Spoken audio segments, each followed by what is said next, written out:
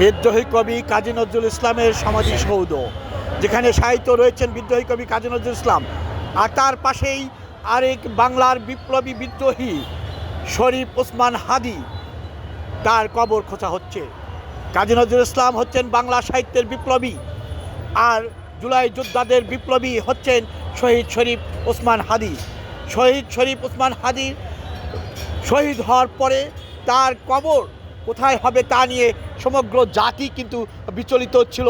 সর্বশেষে সিদ্ধান্ত গৃহীত হয়েছে ঢাকা বিশ্ববিদ্যালয়ের মসজিদের পাশে জাতীয় কবি কাজী নজরুল ইসলামের সমাধিসৌধের পাশেই সাহিত্য চিরনির্দয় সাহিত্য থাকবেন। জুলাই বিপ্লবের অন্যতম রূপকার, জুলাই বিপ্লবের আন্দোলনের অন্যতম প্রথম সারির নেতা শহীদ শরীফ ওসমান হাদি।